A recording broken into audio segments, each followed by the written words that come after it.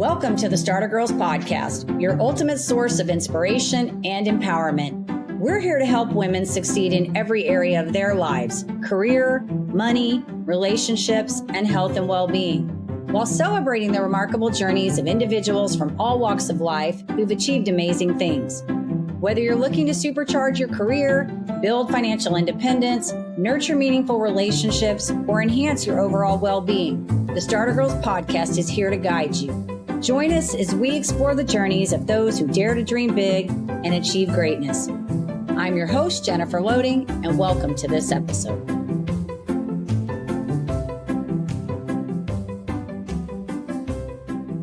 Welcome to another episode of the Starter Girlz Podcast. I'm your host, Jennifer Loehding, and wherever you are tuning in today, we are so glad to have you. Well, here we are, another episode of the Starter Girlz Podcast, and we are in a fun place today. We've been here before, the meeting place in Farmers Branch, Addison area, and I love it here because it's such a great place to bring people together. If you have a meeting or an event you need to hold, or if you just need to sit down and pop open the laptop and make a few phone calls, it's a great place to sit down and do that. So we're here today, and I'm so excited about my guest today. And so let me open this up real quick and give you a little bit about her before we bring her on. Imagine facing a life-threatening heart disease and a full brain tumor removal that leaves you paralyzed, and then in just 21 days going from a wheelchair back to the dance floor. That's the kind of resilience and determination my guest today embodies. From Capitol Hill to underserved communities, she spent 3 decades championing healthcare advocacy and inspiring others to overcome adversity. And so I'm so excited to chat with her today. She's such a lively spirit. But before I get her on here and chat with her, we do need to do a quick shout out to our sponsor. This episode is brought to you by Walt Mills Productions. Need to add excitement to your YouTube videos or some expert hands for editing? Look no further. Walt Mills is the solution you've been searching for. Walt is not only your go-to guy for spicing up content, he's the force behind a thriving film production company with numerous titles in the pipeline. Always on the lookout for raw talent, Walt is eager to collaborate on film and internet productions. With a background deeply rooted in entertainment and promotion, Walt Mills leverages years of skills to give you the spotlight you deserve. Want to learn more about Walt and his work? Head on over to waltmillsproductions.net and let your content shine. All right. And with that, we do want to make a mention to head on over to startergirlz.com. I say this every single show. Why? Or excuse me, every single episode. Why? Because one, if you've ever missed an episode, you can catch up. All the cheesy ones are still there. Go check them out. If you want to stay in the know about what's coming up, you can sign up for our community newsletter, and then you can check out all the upcoming things that are happening with Starter Girlz. And last but not least, if you are an aspiring entrepreneur, or maybe you're in the thick of it, I've got a 2-minute quiz over there that you can take that will help you determine what your number one subconscious block is that may be hindering your success. So, as I always say, head on over to startergirlz.com and do your thing. All right? Are you ready for this? This is going to be so much fun. Ari Medrano is what we want to say, a medical miracle, fierce advocate and in-demand speaker whose miracle mindset brand empowers others to rise above challenges. From corporate boardrooms to underserved communities, she transforms lives with her unwavering determination, passion, and resilience. So Ari, welcome to Starter Girlz. I am so excited to have you here today. Thank you. I'm incredibly excited to be here with another powerhouse right next to me. Thank you. And this is so fun. We get to do this in the meeting place today, which I think is so much fun. I mean, most of my episodes we do online. So although they are wonderful, I say they're all magnificent. It's like we're having that face-to-face on the computer screen, right? Right. There's so much power when you're in the same room, especially with somebody like you who is just like a powerhouse L in itself, you know? So you're like a little walking like billboard for just energy, excitement, and powerfulness. Right. So I love resiliency. Yeah, I love it. I love it. So let's talk about that. I want to, because as we were walking in here, I was asking you, like, what do you have going on today? And you're like, I've got this, and I've got this, and tomorrow I've got this, and the next 2 months are going to, or I guess through the end of October are going to be crazy. So maybe take us really quick a little bit through what it is you're doing. Like, what is is this passion, this purpose, like what you're out there doing right now?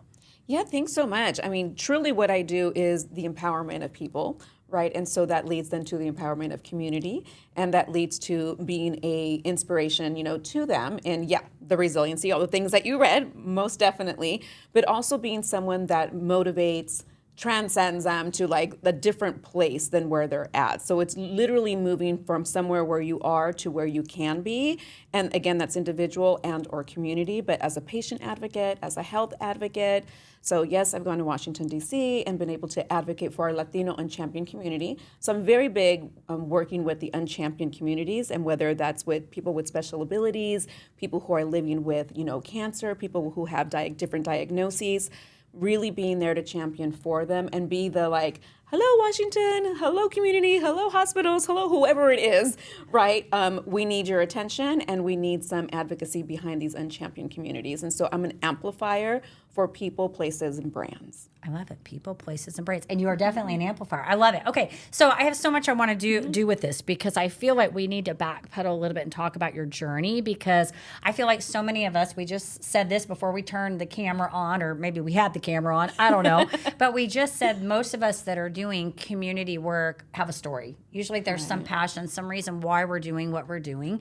And because I don't know that we always just wake up in this place going, oh, I just want to give back to the world. I think we have these big transformations that happen in our lives that put us in a place where we now know that we have a voice, right? And I don't know if you were like I was as a child. I think I was watching your appearance on Jeff Crilly or something about, I don't know where it was, about something about being silent, and you're like, that was not me. And I laughed, not because you were told this, but because I kind of was too, and as a child was always, felt like I was sort of being stifled a little bit with my voice. And ironically enough, all the things that I used to get in trouble for talking and being loud and all those things are the very things that I do now, right? Yes. And so, so there's a lot to that. Yeah. And so I don't know where I was going with all of that, but I was diving into all of that because I saw you. But I want to back up and talk about your story a little bit, what brought you to today. So maybe walk us through some of that. You don't have to get into all the detail, but kind of walk us through what brought you to where you are right now.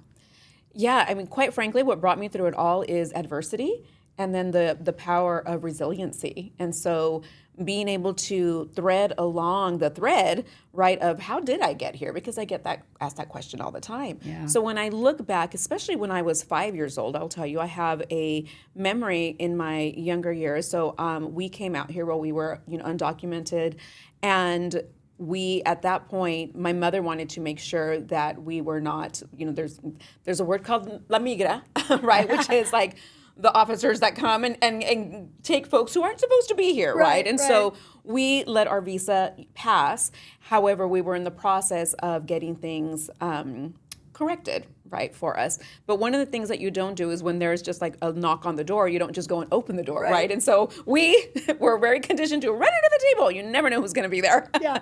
So it did that, and there was a woman who came out and just said, I brought some food for you. My mother had 5 children. And she says, I just wanted to, give this to you and bless you. And my mother was like, well, thank you. And then she says, I know that you're running on really hard times. And so I just wanted to tell you that the government here gives you money. And my mother was like, what do you mean? And she says, yeah, they give you money. They give you like these stamps. They will give you food. They will give you, medical care, all the things. And my mother said, why? And she says, well, it's just free. That's what the country gives you here. And my mother said, we did not come here to take. We came here to give. And I'll never forget that moment.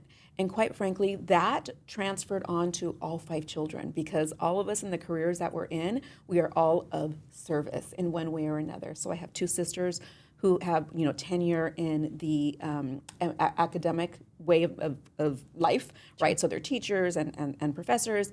My brother just finished 26 plus years as a senior master chief in the Navy. He is also a sheriff. My other brother, who's now in heaven, was a week away from joining the police academy. And so I am, a community impactor. And so that thread was with us in all those years. And then we had a lot of adversity that happened between that, just as a family, but then medically for myself. And then I just kind of fell into working in community with a mentor that I had. I'm a firm believer in mentorship. And one day she had me in a class and she says, will you meet me after class? I said, sure. That meeting led to my entire life changing. And that's when I started my outreach with community, working on the streets of East Los Angeles in California with gang members, with drug and alcohol people who were addicted, with sex workers. I mean, it was an array of folks. But what I did see was I was also in my own form of pain. We all have pain, right? What I noticed with them is that they wore their pain differently, but we were still the same.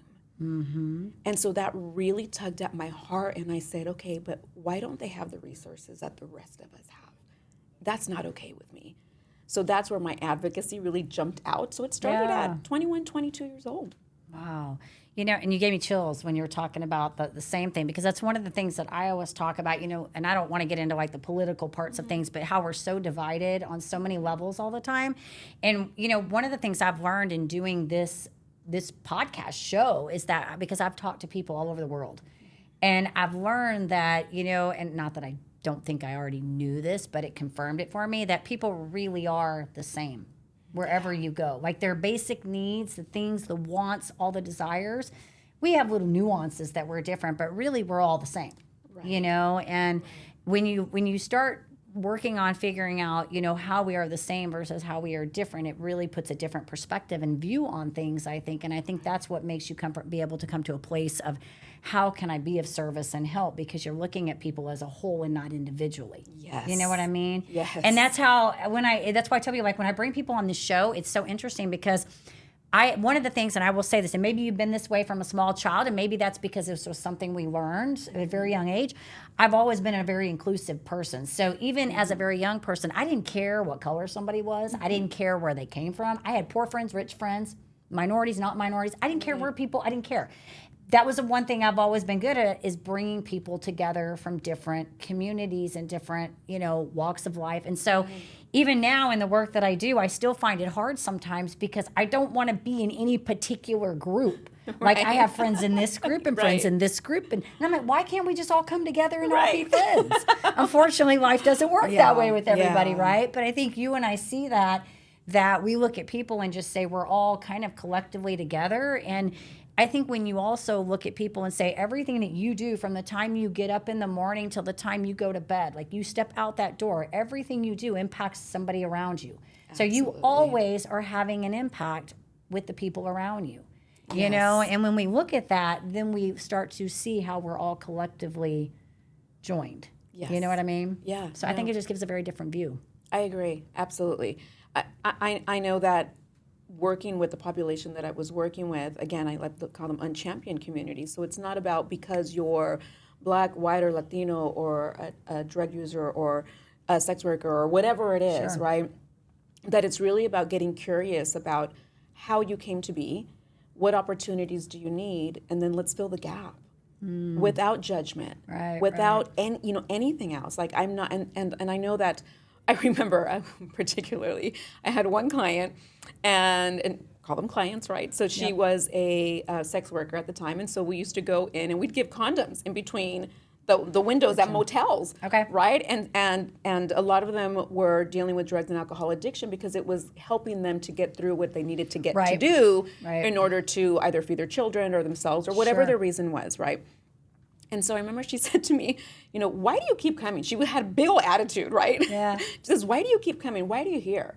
You're not even an addict. What do you know about anything? And I looked at her and I was like, I can't believe her. Okay. I'm going to give it to you straight with no chaser, because that's what I do. Yeah. I said, listen, I don't see any one of y'all coming here, waking up in the morning, carrying this bag and coming door to door to y'all. So when you can get clean and sober and you'd like to take this bag and go help your own people, I'd be happy to hand it over. And I can go do something else. That is good. She was jaw-dropped.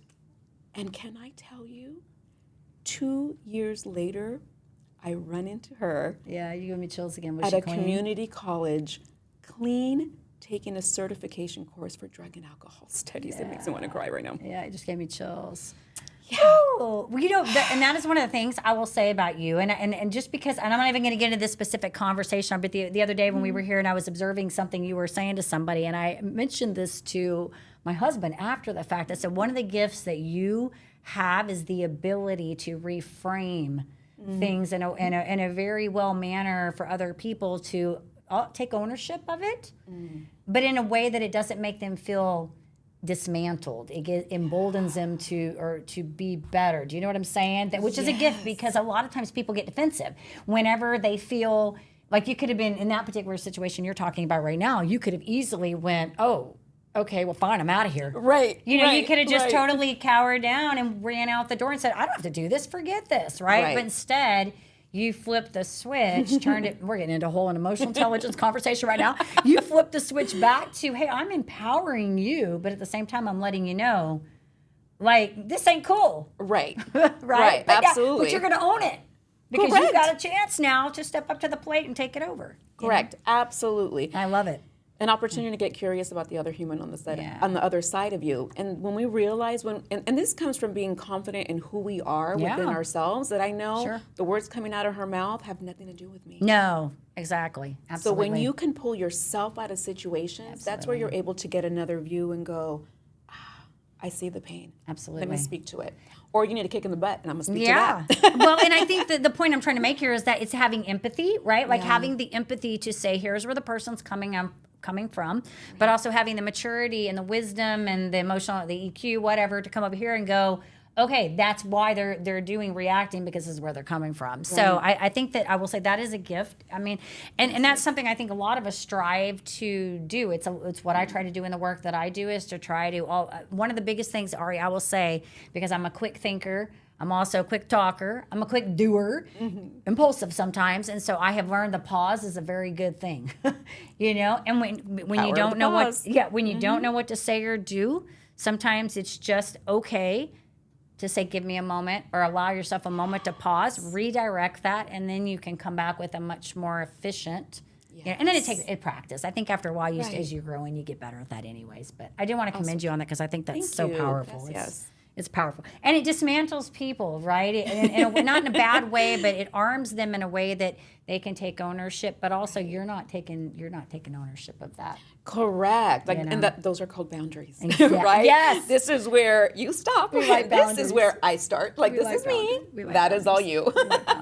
Well, and one of the things you and I were talking about right before this is that we weren't quite recording here about having these hardships, right? Like some of us, I feel like, and I don't, one of the things, I don't know if you've read the book, I forgot his name, Gary Chapman? Bishop. Oh, no. He does the book, it's like, stop doing that. I'm going to say this word, stop doing that shit. It's one of my favorite books. Haven't read it. It's one of my favorite books. I tell everybody, like when I have new clients come on, there's like a handful of books I have people read. One is Stephen Covey's. One's I have a couple of John Maxwell's in there. And then Jamie Kern Lima's Unworthy. So I've got a list of them. This is another one. Okay. One of the things I like about this book is he talks about these belief systems that we have about ourselves, about people, and about life. And these belief systems are formed like very early on when we're children, right? And so the reason you're gonna love this, probably what I'm talking about, because when I did this assessment for myself, and let me say this, I have my clients do it. So when I do workshops, I have them do it. It's like eye-opener for people, right? Yes. So when I did it for myself, one of the things I realized is that I had a lot of these beliefs that life was hard. Yes. Like a lot of just energy wrapped around life is so hard, and that people are selfish, and that like I deserve like all this bad, right? Like I've had so when I say all this, so I started going down and writing these things down. Now if you or I walked into an interview and somebody said, right now, Ari, tell me about yourself. And you'll be like, I'm this. I do the same thing, right? But then we have those moments where we start to doubt ourselves, right? And that's where those things come up. And so it was interesting because when I started looking at that life is hard thing, that was because I'd watched how the dynamics in my home life were, like how things, and I love my parents, don't get me wrong, but it was just, we lived chaotically. My mother was very structured. My dad wasn't as much. We just had a lot of things going on, Right. And so when you have that, you tend to a lot of times cling on to those patterns because they're comfort. Right. That's what right? And so I've spent I feel like these last 12 years really trying to dismantle a lot of that, right? And so it's weird because I guard, like, this is where the boundaries we're talking about. I guard my peace. I want my calm. Sometimes I want my boring, because we didn't have that. And so going back to when you and I talked about having a lot of these hard things happen in our lives, some of that I feel like sometimes is because that's what we know. It's what we know. But there's also that part where we experience life fully. Like we're willing to throw ourselves out there to the wolves. You know? I don't know about the wolves, but but we're willing to throw ourselves out there, right? Yeah, and be bold and risk that rejection and failure in order to get that fulfillment we want, right? Well, in order to move forward. Yeah. Because if you don't fail, then how do you move forward? Yeah. Like if you're just stagnant all the time, well, that's not growth. Like when people say, wow, you've changed. Oh my gosh, thank you. Because can you imagine if you run into someone that you knew when you were in high school and they're like, you're exactly the same as when I met you back in high school. Okay, Ari, there are people that are still like that now. I mean, we're no old enough. shade to them. No, but all I am saying is if you have not had anyone say to you, that you have changed, I am just going to, with truth and grace and love, say, get some growth in you, baby. Yeah, which means you got to fail some. You got to fail some. Right? It's okay if you're young, you can still be that way. But you're right. There are people our age now that are like still doing talking the same way, everything. And I'm like, right. did I change that much? Because it's like just bizarre to me now, you know. And that's why, you know, like they always say, like we used to say this, you know, in all the 20-something years I was in Mary Kay, that like, you know, the people you start with in the beginning won't be the people that take you to the next step. And, you know, and you're going to outgrow the people. And you really do. You start to you level up, your dynamics change, the people around you change. It doesn't mean you don't still love the people that are around you. It's just that the people you spend the time with the most are going to change and evolve. And you know, and you're right, if you haven't been changing, then you're stagnant, you're stuck. Yeah, let's talk about that, because quite frankly, it's not everyone is supposed to be going on the journey with you forever. We get stuck on this forever business, right? I get it in marriage, right? There's a covenant, there's a contract, there's all those things. But in friendships, we all have different directions, and it's kind of silly to go, oh, you're going to be going in my direction for the rest of my life together with me. Like, that is really selfish. Yeah. Like, no, you don't know if you're who you're supposed to be for them on their journey. Maybe you're supposed to release them so that they can find other things, other people, other places, whatever they need to level up or to go on whatever journey that they're a part of. And the same thing with us. So we thank the person who was in front of us for the time being that they gave us the gift of their presence, and then we allow them to be present in their present, right? The presence that they have for them, so that then we can go and move forward. Now, what happens sometimes, we get so caught up in our life story that we tell ourselves. That's not even the story, quite frankly. Right. It's just a story we tell ourselves. So when we look back at whatever event that we're in, it's who's driving the bus right now. So I'm 53 years old. I've got 53 versions of Ari up in me. And I got 52.5 and 52.6, and then I go up until 53 or whatever it is. So whenever I'm going through something, I have to stop and ask myself, who's driving the bus right now? Yeah. Who's driving the bus? Because if 5-year-old Ari is driving the bus when I'm ticked and mad at whatever situation's in front of me, I got to tell 5-year-old Ari, hey, chill out, hands off. I'm gonna need you to step away from the wheel. Yeah, I got this. I don't need the tool of a tantrum or yelling or being angry. And we're safe today, Ari. Yeah, like it's gonna be okay. So we need to be able to go back and speak to our younger self, and wrap the love, the thank yous on them for giving us what we needed in those moments. But today, hey, 5-year-old Ari, 8-year-old Ari, 15-year-old Ari, turn around. Yeah. How old am I? Yeah. And that 15-year-old Ari is going to go, oh, you're 53? And I'm going to turn around and go, yeah, baby. And we made it. And we're good.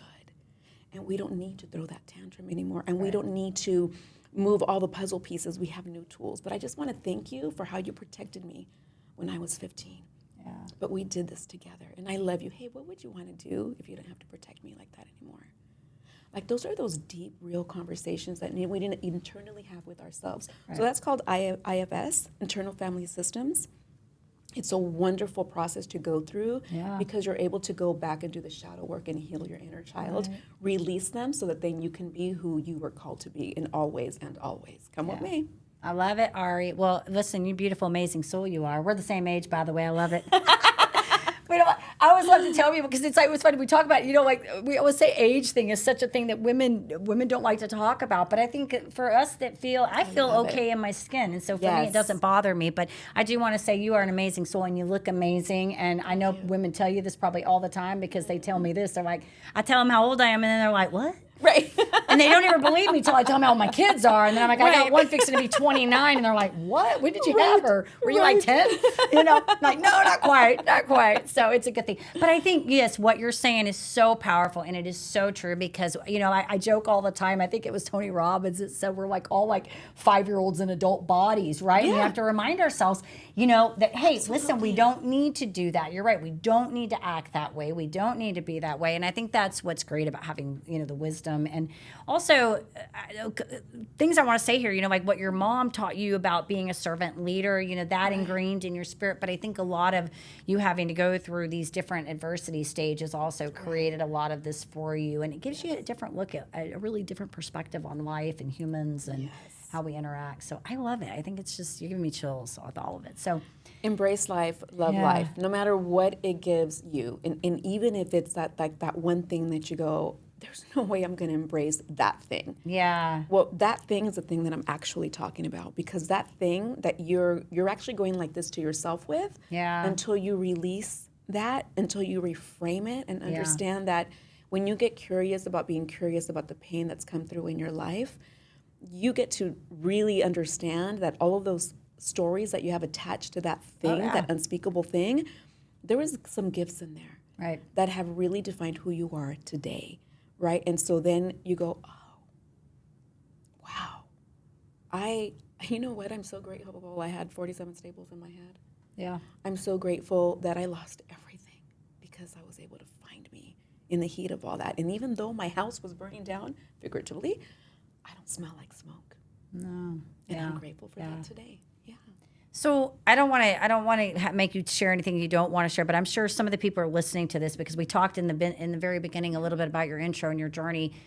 If you would share, just because I know our audience is like, what happened to her? Like, what's brought her to this other side where she's like this? Do you want to share a little bit? Absolutely. Because I'm sure they're going to be. I know your story is powerful, and I don't know that I've heard all of it. And so, I mean, I've seen pieces of it here and there, but I know everybody here is going, why is she so amazing like this, like we know it's not just one thing, it's a lot of things, but maybe tell us a little bit about that medical stuff, because I know even several things too. Right. So I mean, it stems from even when I was a child. So I was definitely an abused child growing up. To your point, like you said, my parents were wonderful. My parents were very much abusive as a child, but when I got curious about how and why they were so abusive, I found out that I actually had it pretty easy compared to what they went through with their own parents, right? So then it gave me gratitude that they at least did better than what they were exposed to, right? And so then became for me going, I want to do better than that, right? And so that's how we change generation, right? Trauma in that way. Yep. So it started with that, and then I lost, my brother. The brother that I knew at the time, he was shot several times. It was a robbery, and it was a traumatic experience for the entire family. And then, my mother was also very sick many times. So there was so much adversity, right? In the very beginning. From the very, very beginning, right? Yeah. And so I had to decide, how do I live my life? And so I decided that I was able to create other stories in my head. So I got very much into acting and theater and speech team and all the things where I can be somebody else and not be who I was at home, right? Sure. And then the medical things started happening with me. I started having heart issues. I had, 21% heart function. I was given 30 days to live. And to know, unbeknownst to me, I had heart disease. Mm-hmm. That was really, really challenging.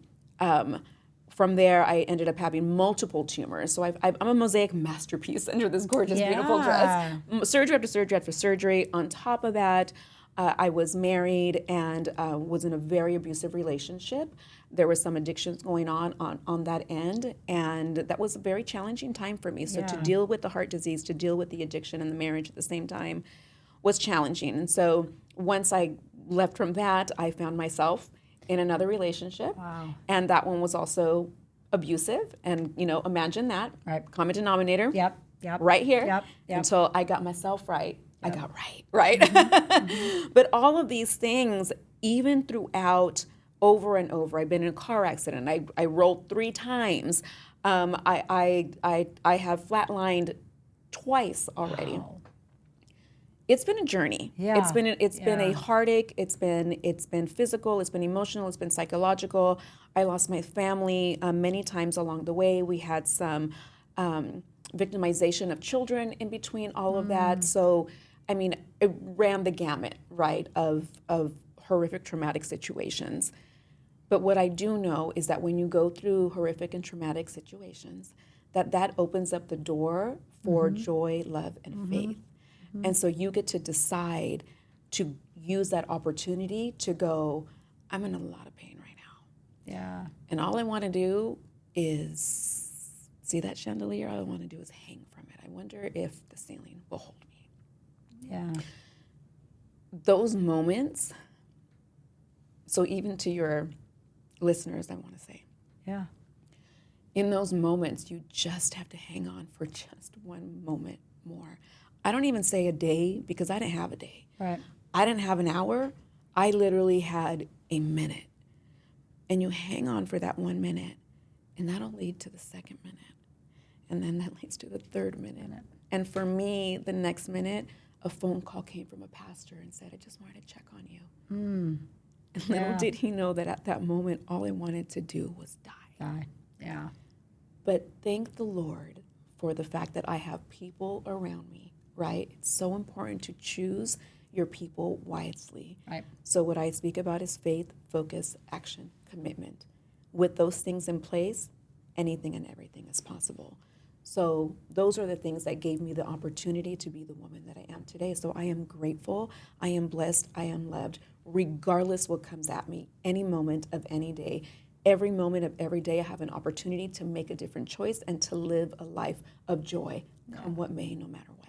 I love it. Well, and I always say this, when I hear stories like this, that I hate that somebody has to go through those things, but in the same breath, it's why you're where you are today, right? Yes. It's like when I was writing my book, I remember coming out of that, and I remember crying while I was writing it, and I have not had to go near through the things you've had to go through, but I feel like I've had to go through some hard things that altered my life and made me different. And those of us that have to deal with medical things that are chronic, if they don't go away, we are like, I feel like my life is, I was telling you, my life changed in January of 2012. It's never been the same since that time.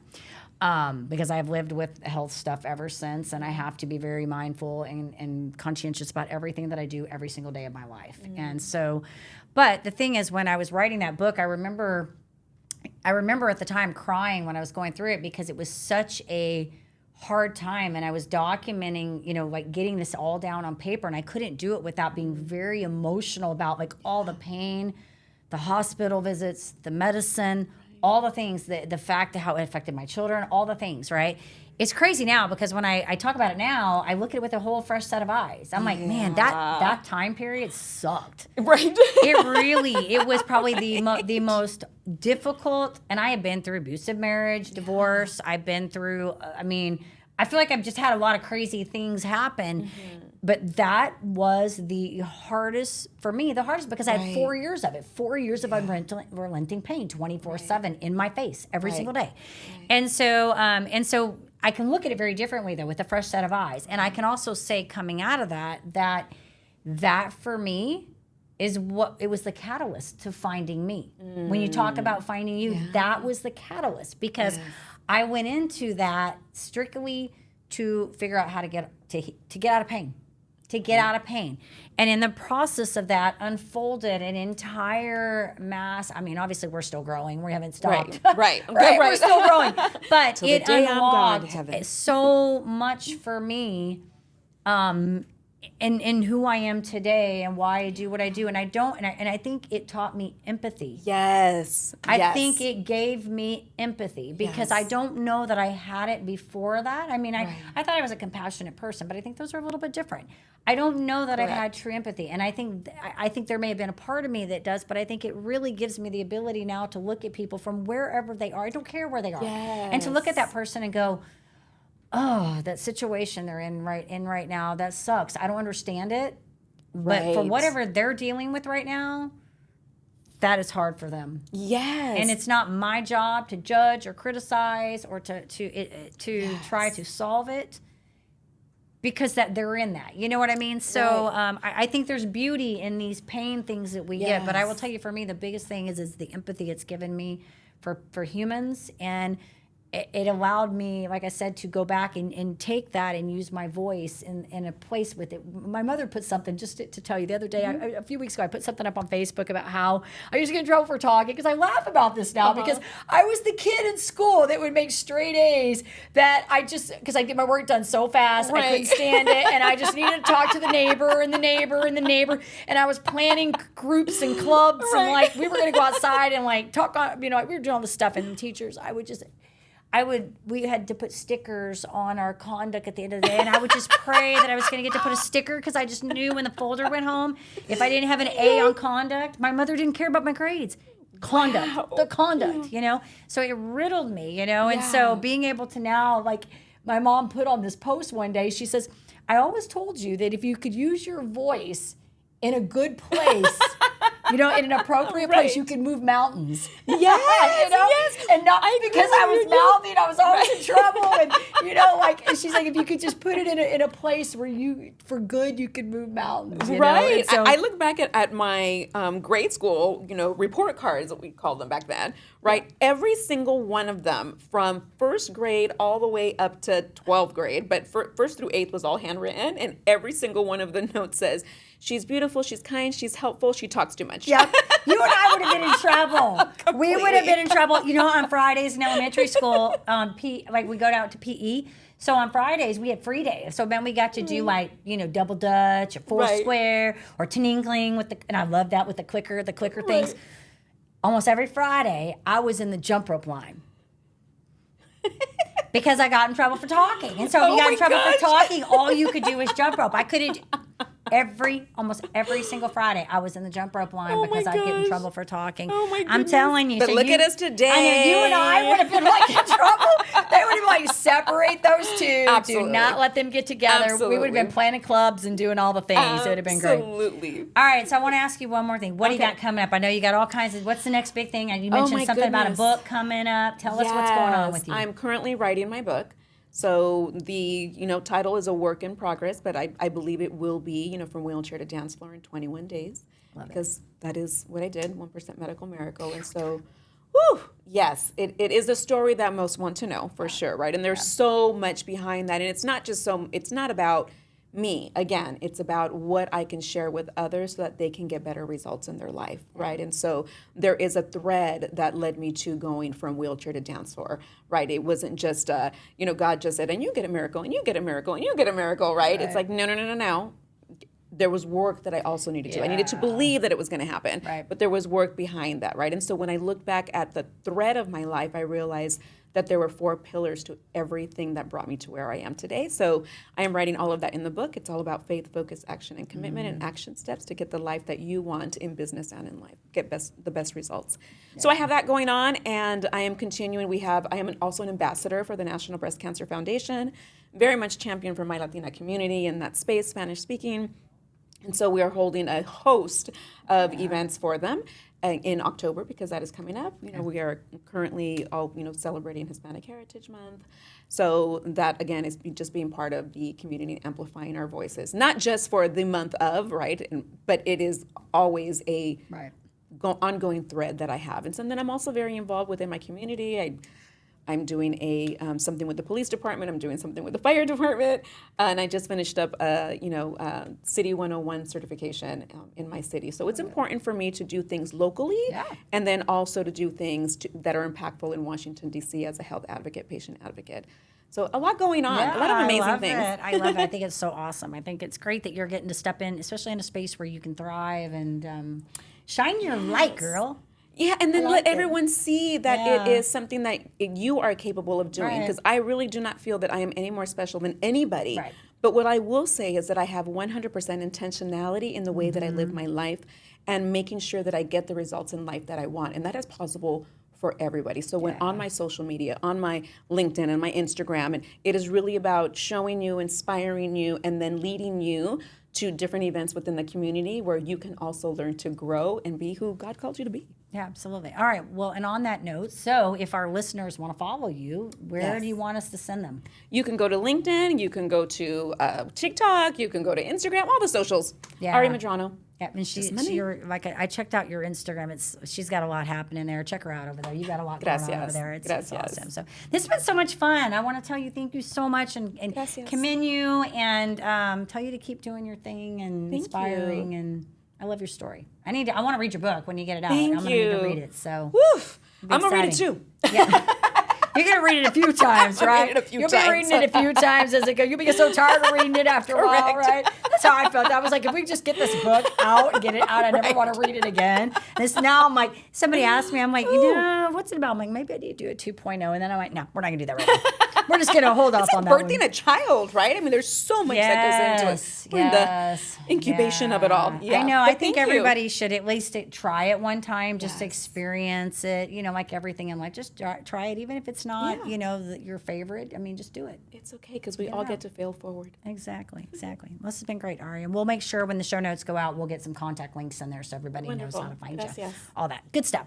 All right. And of course, to our audience, we appreciate you, love you. Hope you found this episode both inspiring and informative. And if you did, you know what to do. All the things, like, share, comment, so we can keep sharing all this fabulous content. And as I always say, in order to live the extraordinary, you must start, and every start begins with a decision. You guys take care, be safe, be kind to one another, and we will see you next time.